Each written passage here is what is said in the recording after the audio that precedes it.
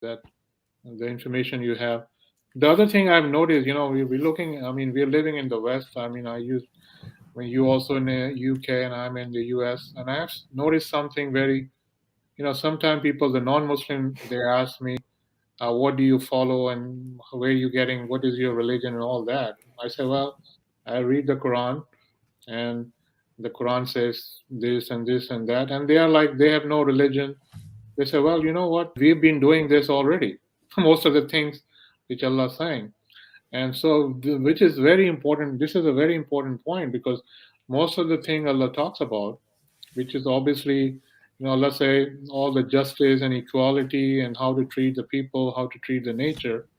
I mean, it's all in Quran, and that's people, non-Muslims, already doing it. So the thing is, most of the things which is in the Quran, this is the part of your life. If you're a right person, you're on the right track, you're probably already doing it. But when you actually doing the right thing, and then you also look at the Quran, you are more towards, going towards Allah and saying, well, wow, I mean, Allah is already talking about this since the creation, this all the universe created and all that. It's been from the day one. It's already there. So, I mean, people really get amazed when they see that those are the verses in Quran. I mean, Well, people don't realize, especially non-Muslims.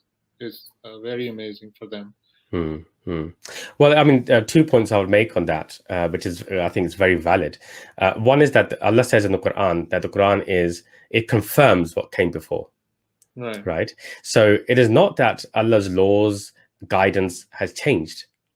Allah has reconfirmed His guidance, His instructions in the Quran, and completed it in the Quran. So we, at least when I was being brought up, I had the understanding the Quran was for Muslims, right?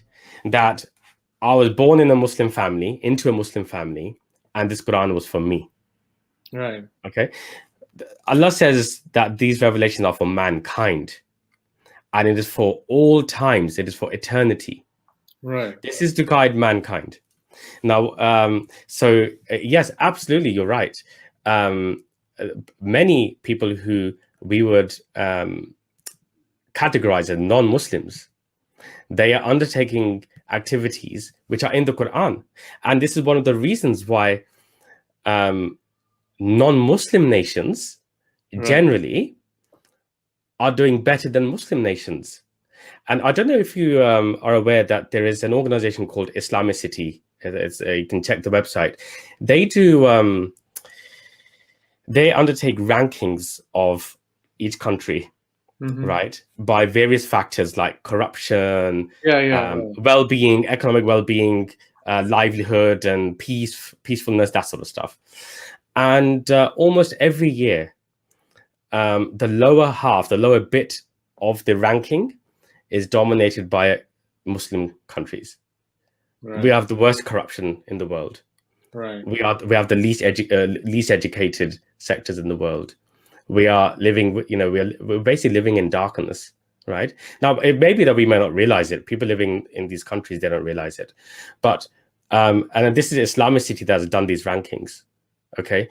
So I think that pushes you towards an argument, or at least a hypothesis, that non-Muslim nations perhaps are following the Quran more so than so-called Muslim nations. أفلا يتدبرون القرآن